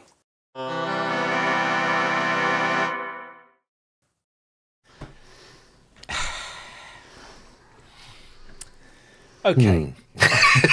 When I first saw the press release, I thought, that's interesting. Somebody's come out with a hardware keyboard that mimics those early home portable keyboards of the 1900s. Portasounds and yeah, stuff that's like the that. Casio stuff and the Yamaha stuff. And then I read it and it was like, oh, no, this is a plug-in. Okay, so that kind of reduced the cute factor. I thought, because I saw the price, $39.99. I thought I'd pay $39.99 for a little hardware thing that sounded a bit like an old Casio stuff, because there are some nice sounds on there. Then I realised it was a plug-in, and actually its full price is $70, and the $39.99 is an intro offer. And then I listened to those 4 sounds. I don't know about you, but the first 3, piano, flute, and fantasy, all sounded the same. Exactly the same. The only one that sounded slightly different was the violin. Now I know that they've then taken that and that you can process it and come up with these, but they seem to be getting rather excited about something that just doesn't seem that exciting. And I don't like to speak ill of anything. This will have, I'm sure it'll have fans and stuff, but I don't get it. I just don't get it. It's not like you can't get samples of these sounds for less money, or you can go down to your local thrift store or Goodwill store or charity store, whatever it is they call them in your part of the world, and find these for a couple of quid, or make them or on even anything make them, you already have just by turning on the oscillator and going yeah. I don't get it. I just don't get it. Kent, I'm sorry. I mean, this is a plug-in that is not going to save you from having to repair this stuff, because I bet you never get anything like this to repair anyway. But do you have any broadcastable thoughts or opinions on this? No. No. Put it this way. Straight to the point. Here we go. He played those 4 sounds, and I was immediately reminded that I forgot to take the carrier bag out of the back garden and put it in the bin for the binman this morning. Because those sounds are pretty much what's in that bag that I spend the week collecting. No, I look, there's young people who never experienced that era, and now they can, and then they can look on us and go, "Oh, you poor bastards." Yeah. But and I'm sure some people find that useful and be able to work with that. But for somebody like me, it's like I didn't spend 40 years and Christ knows how many hundreds of thousands of pounds getting away from that. Yeah.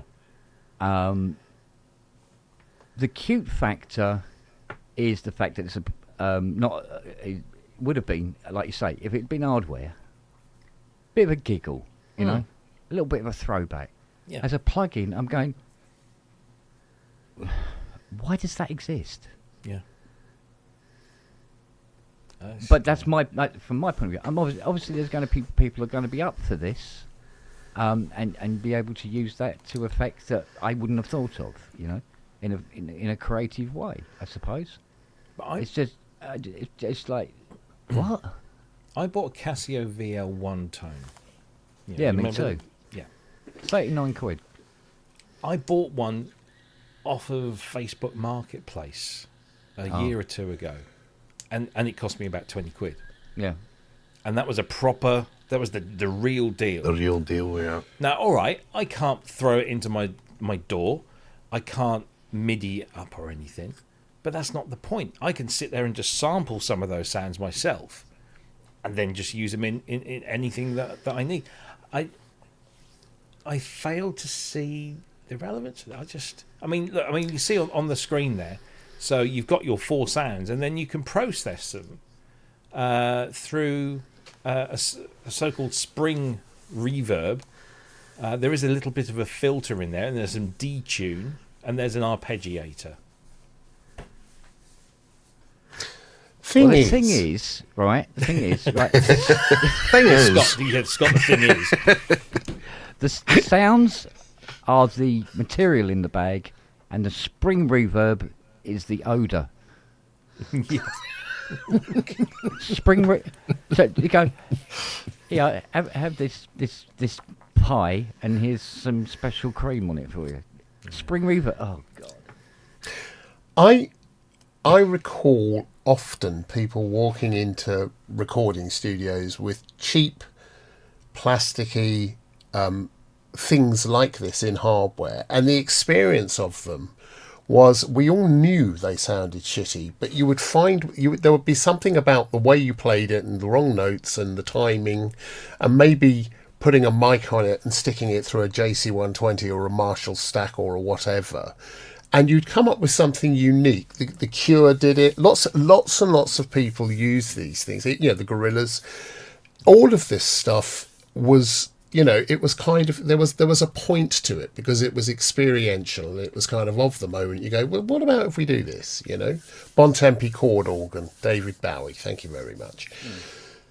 In software, you don't get that experience. So I'm with you. I don't certainly not at 70 quid, but I don't get the relevance. If they'd released this as hardware, because they make pedals, like you, Robbie, I would have been out and bought this. I'd just go, yeah, let's get one of those because it's a laugh, and let's see what we can do to make it mad. Yeah, absolutely. But not like this. I don't think this is worth. I don't think it's worth $79.99, which is its full price. I don't think it's worth $39.99. No. I was thinking if they'd released that for maybe $9.99. People would have been grabbing that just for a bit of fun, But release it for free, so it drives people towards your page to buy your pedals. Well, apparently this is the first of many Super Keys plugins that they have planned. But yeah, this is something you don't charge $40 for. This is something it's $4.99 or it's a freebie. There's so many plugins out there that can do a whole world of crappy stuff in a cute way that you don't have to pay that much money for. And this isn't the experience of those original kind of things, which is very hands-on and, it's half stabby stabby. Yeah. That's what it was. Yeah. Well, it does give the experience of what it's like to own 5 dogs. I don't know. This is. I mean, how much is Baby Audio's BA1? You know, the cassette. It's sorry, not cassette. It's the Yamaha CS01 plug-in, which is it's lovely and simple, yet it's really powerful. And that's that. You know, I mean, there are so many other instruments out there, plugins and hardware instruments that are just, if it was the Omnicord or something like that, I could see people sort of jumping on it a little bit more. If it was the Omnicord or something, but not something as basic as this. No. Somebody somewhere will love it. And they probably work for Safari. So, I mean, look, I like the cute little 8-bit kind of background as well. You know, that's kind of nice. But they've got some interesting quotes from from instant lo-fi nostalgia heaven. Really, bring back the simple times, I say. Good. Yeah, indeed. Anyway. What, like when VAT was 7.5%? That'd be cool as well. Yeah, absolutely. Not that. If you are interested in buying this after we've crapped all over it, it's safariaudio.com. And go and check them out. They do great pedals. I must admit, they do great pedals. They do. They do very good pedals. Sorry, Safari. Yeah. Yeah. Sorry, guys. So sorry, Safari. I'm not.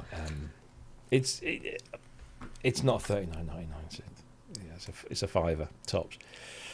Anyway, it looks. I mean, I was going to say it looks like a home-built something, like something someone might put together just because they could. Do we have any news about anyone like that? Yes, we do. In fact, we were going to go right to that right now. He generated a This link. is the news that everyone's been talking about, and all of a sudden it feels like we're seen because I'm sat here doing the work, and on the lunchtime, the national lunchtime news, I hear Clive Myrie or whoever it was saying, and now the UK have chosen their contestant for the Eurovision Song Contest. Look, Mum, no computer, and yes, Sam Battle is the UK's choice to represent the United Kingdom at the Eurovision Song Contest in Vienna this year, and we've now got a whole bunch of people that never knew that Sam Battle existed, that never knew that there was a huge community of people out there that loved the things that Sam Battle does and all that kind of stuff. And then you've got all of us that do are kind of going crazy, like, oh my God, he's gonna win this. It's going to be amazing. Look, I mean, it's a bit wordy, that website, isn't it? We all know who Sam is. He's a flipping genius. He's hugely entertaining. He's made incredible instruments from Furbies, and that thing that he sat in front of in the image there, which is how many? The thousand voice oscillators. Yeah, I mean, man, that's crazy. He's made big instruments from the insides of a Sega Mega Drive and then Game Boy's stuff and bonkers things, and he's now branched out and he does other things, like he does mechanical stuff. He's bought a classic, really old Mini, hasn't he, or something? No, he's got an Austin 7. He's just built he's doing that, head for. He's built. I want to see him drive that on the stage. And of course, there's the museum in Kent, which has got this massive organ that he rescued, and it's just incredible. The guy is a genius. He's also an incredibly good musician, who has been making music for many years. The rumours are that this track that we haven't heard yet for Eurovision is a belter, and I would expect nothing less. And if anything, it will appeal to, I mean, I don't know who's a Eurovision fan. I tend to kind of just, I'll be sat here, I'll be looking at it and go, yeah, wait until the next one. But then as soon as they start scoring, I'm there for the whole points thing. Which, they say doesn't get political, but gets incredibly political. You think? But Eurovision seems to either, it kind of moves between great songs and just not silliness, but just outlandishness, and it seems that nobody kind of can tell which way the wind blows on a certain year. One year they might go for an absolutely brilliant song, the next year they might go for something that's just like bonkers. And I guess the UK have always tried, I guess, to do the right thing and enter a proper song from a proper artist for most years. And now they've just gone, well, you know what? Let's get something wild and wacky. And you don't get much more wild and wacky than Sam, who is a lovely guy. I've worked with him on Sonic State and stuff. He's such a nice guy with an infectious enthusiasm. I wish him all the best. But we are being seen, and you've got to wonder what he's going to bring on stage. Is he going to have the million oscillator thing or something? I mean, it would just be bonkers. It'd be entertaining. That's what it would. Has anybody got any thoughts on Sam and his Eurovision nomination? As the only person that watches it, I have, which is I watch it because my wife does and I don't have any choice. And because of that, I've grown to love it. And also because of the Eurovision Fire Saga film that was made that was on Netflix. Oh, yes, that was which good. is Will Ferrell and whatever her name is. It's just brilliant. It's really, really funny. And there's some great music in there as well. Let's not get too sort of precious about whether or not the music's brilliant or not. There's usually a few tracks on there that were great. Last year, I think there was Bambi Thug from Ireland, who did the most amazing track, which didn't go anywhere. I mean, it kind of got through, but it was too wild for everyone else. I loved it. And so you get to see some really weird and wonderful music, discover some artists. He's going to be raising the profile of all of this stuff for all of us. And I think most everyone in our community, even if they don't admit it, will be watching him doing whatever he does. This will have increased the audience exponentially, for sure. Yeah, I think it's brilliant that he's doing it. I think it's brilliant he's been chosen, and for once it's kind of, you've done something right, guys. You've chosen someone who is left field, who might just have a chance because he's so mad. Yeah, and he is just like wild and crazy and unfiltered, but he's also a really good musician. His compositions are really, really good. So we stand a chance of actually having a good song with an outstanding kind of presentation that actually might just win everyone over. Who knows? We might win it again. I don't know. Kent, do you and Fiona cuddle up on the Saturday evening of Eurovision? And Fiona does. Fiona likes Eurovision. She watches it regularly. Well, she does now because Australia are in it. Australia. Yeah. I don't understand. Yeah, I know. But the thing is, the sad thing about it is he won't win. No, because it's from the UK. Yeah, he won't win. Ukraine will get the pity vote and they'll win it. Even if the Ukrainian guy just walks on the stage and sticks a kazoo up his arse and blows that for 20 minutes, he'll still win it. And that's Eurovision. It's basically a music version of the biscuit game. Yeah. No thanks. No. Know. Scott, are you a Eurovision household? Has Shona? We are not a Eurovision household. I don't even think, as far as I know, as far as I know, Shona doesn't watch it either. To be honest, It's just I wish him all the best. I really wish him all the best. And it's like you say, he's kind of going to lift the profile of this community for sure. Yeah. We could do a watch party, Scott. Well, judging by the comments, everybody's agreeing with me.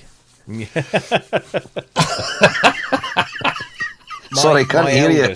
My eldest and his partner, they love Europe, and they do the whole. They have a party, they dress up, and they do the whole thing.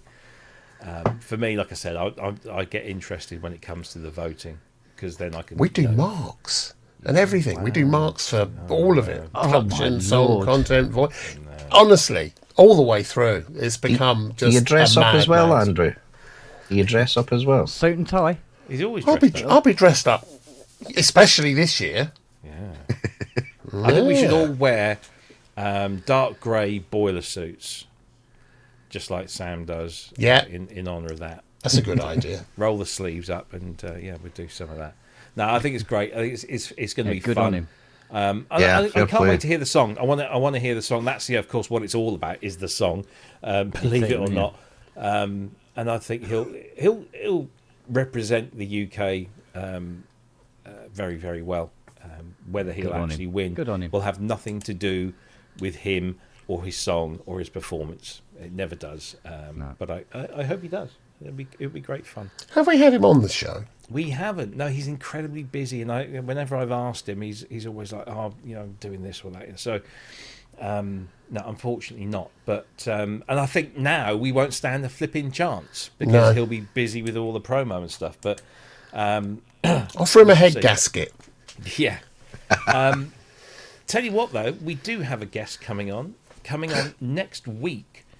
And I have to say a big thank you to Ronald Wild, who contacted me a while ago and said, would we be interested in having this gentleman on? And I said, of course I would. I'm a huge fan of what he's done with the particular band that he plays with. He's a great musician. He's a massive synth nerd and head. And and lo and behold, Ronald actually managed to get in touch with said person, and we exchanged email addresses, and I sent this nice polite email to this gentleman, and then it all went quiet. And a few weeks later, Ronald pings me and says, have you heard anything back? I said, no, maybe he's just too busy, or maybe he's not interested. So Ronald, again, hats off. He persevered and he got back in touch, and he said, did you get anything? And this gentleman turned around and said, oh gosh, look, there it is, it's in my junk folder. Now, whether that was true or not, I don't know. We'll ask him next week. But it was in his junk folder, and he instantly replied back and apologised profusely and said, let's do it. So next week, ladies and gentlemen, we are going to be joined by the keyboard player for one of my favourite bands of all time, Marillion's Mark Kelly will be joining us next week, and my word, the body of work that this guy has been involved in. If you don't know, go to your local streaming platform and check out Marillion. It's going to be difficult for me to kind of be unbiased, or because I'm a massive Marillion fan until Fish left. And whilst I appreciate what they've done since then, I always go back to those first sort of 4 or 5 albums and the live stuff that they did back then. So it's going to be interesting and fun. But he had massive. I mean, I was looking at some pictures of his rigs back in the day, and he's got Emulator 1 with a PPG wave above it. He's got a Jupiter 8 over here. I mean, proper top of the the line, big stuff. Nowadays, he's all about in the box. As I find Main this stage. happens a lot. Yeah, he's using main stage. It's like when I interviewed Dave Gamson, he was on the show as well. He went from owning like all of the classics to just doing everything inside the box, and he's still making hit records with Charlie XCX and I can't remember something. All that kind of stuff, all in the box. So we'll ask Mark why. We'll ask Mark why he's gone from having an immense rig to just a laptop. But, of course, Marillion's still gigging, still touring. They're reissuing Marillion.com, the album, very soon as well. But they are still a very hugely active band. And all the original members, apart from, of course, the lead singer, who obviously isn't Fish anymore, it's Steve Hogarth. Very excited. Some of their latest stuff is fantastic as well. Yeah, don't get me wrong. Really it's really good. Yeah, it's great. So they're all exceptional musicians. The drummer is one of my favourite drummers. It's very exciting. Get to talk to somebody from one of the biggest rock bands in the world. And, they've been going for over 40 years. So looking forward to that. If you have any questions for Mark Kelly specifically, save them up and then come on the show next week. And you can ask them, and we'll put those questions to him. So if you are a Marillion fan, does he wish he was as pretty as Kent? Yeah, I think we all do, don't we? Yeah, he's only got slightly less hair than me. Anyway, so Mark Kelly will be joining us next week. Very much looking forward to that. Let me also remind you that this lovely lady and this lovely gentleman are flogging or raffling, shall I say, a Voyager XL. For the benefit of the Bob Moog Foundation, there is the QR code in the top left-hand corner. Go and scan that and go and buy some tickets. There's like 5 days left, I think. Maybe 4 by the time you see this. So, yeah, or 3 even. I don't know, but just go and buy tickets.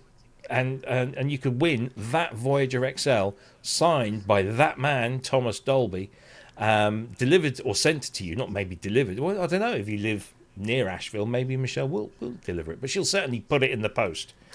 Did you hear the story of how she had to deliver that? She had to drive up to him. She had it booked on a flight, and they wouldn't take it because it was too heavy. So she actually got in a car and drove to get it there. Yeah. That woman, she just goes the whole 9 yards. Yeah, hats off. Absolutely. So all for the benefit of the Bob Moog Foundation, of course. Raffle tickets, I think they're about £19 each, depending on your currency, wherever it might be. But you can buy singles or multiples thereof, and the more you buy, the cheaper the tickets become. Yeah. Go and check out the Bob Moog Foundation website to get the tickets, and also all of the rules and terms and conditions are all over there. So the reason we said we are recording this show is because Synth East is happening as we speak. Obviously not as we speak, but as we speak in your as will version have of this been timeline. spoke. Yes, indeed. So where will I be? I will be right here, and hopefully you will be too at some point. Let me just throw this up on the screen. Here we go. Synth East, organised by our good friend Robin Vincent, along with Electronic Sound Magazine and the Norwich Arts Centre. It's happening this weekend in the heart of the city of Norwich. There are 3 days of events. So right now is a screening of the film Studio Electrophonique. I always want to say electronic phonique. It's Electrophonique, which is all about a very, very, very famous Sheffield recording studio where many of Sheffield's artists recorded in their early days. And then after that, you've got the expo on the Saturday during the day at the Arts Centre. And then once we've all packed up and taken our gear away, the band come in. And the band this year are Cabaret Voltaire. Wow. Legendary. Yeah, I mean, and our very own friend, Ben Jedwards, is now part of Cabaret Voltaire and will be performing. Oh, is he? Yes. So I'm going to be... Ben keeps saying, I want to come back on the show, and then he gets busy again. And he's just moved house as well, I believe. Yeah. So he's a very busy boy, but I will be having a word with him at the weekend to try and get him back on the show and tell us all about this thing, because he's probably the person that can believe it the least that he's actually now part of Cabaret Voltaire. But this is their last ever tour. So this is the last time they'll be playing the UK, and then they're going to America towards the end of the year and helping them play keyboards. And also the support act are more friends of ours. It's Tara Bush, Math Lewis, aka I Speak Machine, will be playing with them and supporting them as well, which is just brilliant. So, Cabaret Voltaire on the Saturday night, and then of course on the Sunday this weekend there is, I think it's Soma Electronics. Is it Soma or Elka? Not Elka. Erica. One of those. They're doing these DIY things. So the tickets are about £30 or £40, but for that you get all the parts, and they teach you how to build your own module. That's wonderful. It's Very cool. That's really cool. Yeah. It's a brilliant all weekend event happening at the Norwich Arts Centre on St Benedict Street in Norwich. There's plenty of parking and hotels around the place. Although saying that, Brad, who's going to be there, Brad from Either Instruments, is going to be at this one as well, with a Caladan or 2, he says. In fact, he phoned me up this morning and said, what are you bringing? And so I gave him the kit list of what we're bringing to our stand, and he said, Juno 106, that's got MIDI, hasn't it? I said, yes. He said, is it like extensive MIDI? I said, yeah, it is actually. For the time, it was, pretty much everything could be controlled via MIDI. Right, so I've just invented this new feature for the Caladan literally that day, and it's going to be able to play the 106 whilst it also does all this other stuff over here as well. So he's developing a new feature specifically for my Juno 106 to play on our stand. So come and have a look and see how how good that works, because I'm intrigued. If you want to know what we're displaying, we've got we've got my Juno 106. Pete's bringing his Juno 6. He's also bringing his JU06, the boutique version, and I'm going to have my Mac there with the Roland Cloud Juno plugins and also the Cherry Audio DCO 106 as well.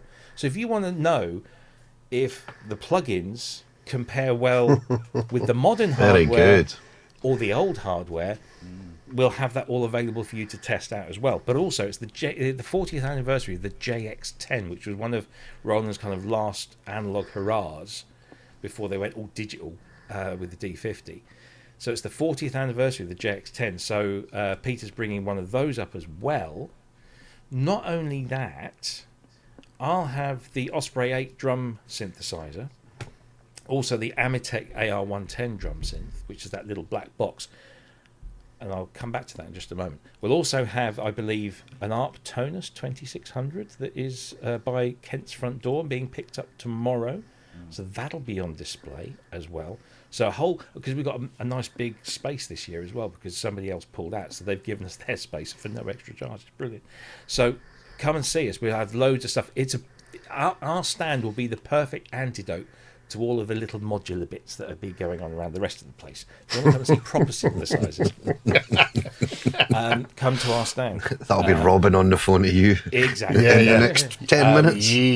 I think I'm already due a slap from Ian Cole and probably Andy Brooks as well. I think both. I know Andy's going to be there. I'm pretty sure Ian is as well. So yeah, come and see us at the stand. Come and say hi. I don't know if we've got any stickers left. If we have, we'll obviously let you have some stickers. So please do come and see us at Synth East. And then don't forget Synth Southwest, exactly 4 weeks later. There you go, some of those.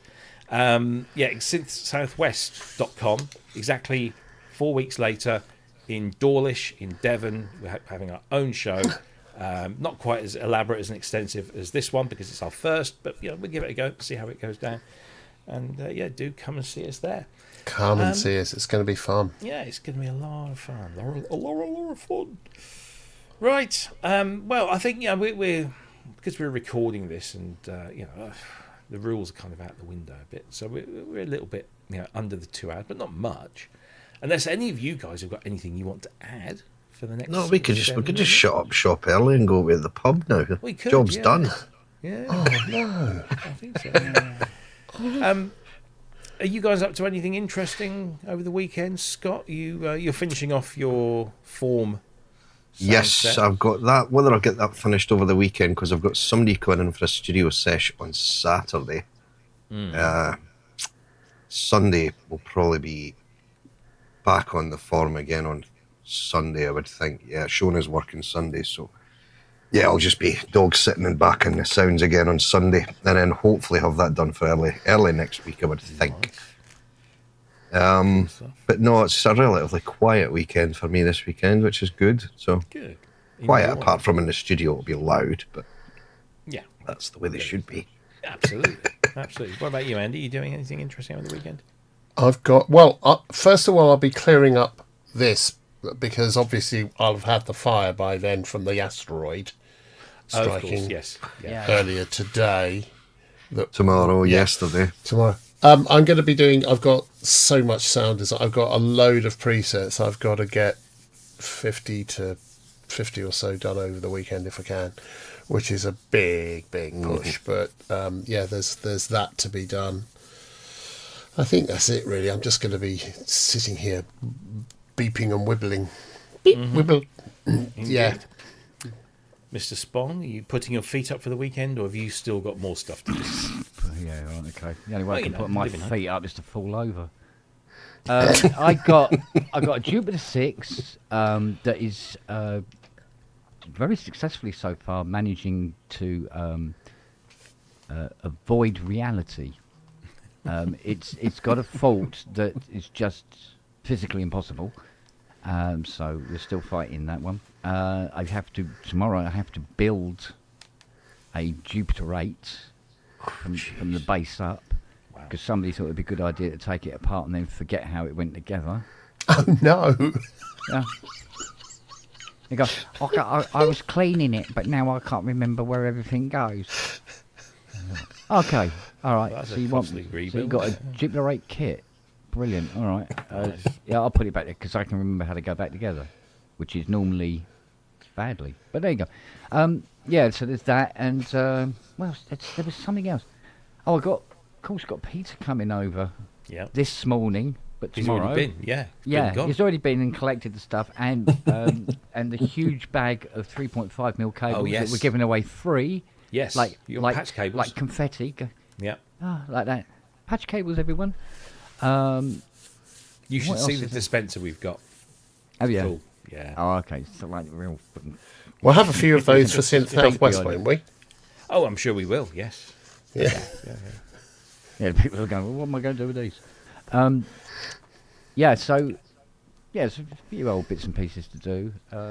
Probably feed you tomorrow. Depending. Maybe. Depends. Honestly, are you sure that's the same dog? It's almost like, It's Jekyll and Hyde, isn't it? well, I think she's undercover. Yeah. She's going, look at me, I'm a calm, sweet, loving She's- little doggy. She's the dog from The Thing. John Carpenter's The Thing. But not by one Face night, is about to go, wah! the one that they saw at the Olympics the other day that was running behind the skiers. well, Did you see that? That was quite cool. the thing Yeah. is, I mean, what was it you ate this morning? Oh, yes. You, Dad. Yeah. I ate your fingers. You can. You go, oh, yeah, these are tasty. Num num. A roll of sellotape, right? Oh, God.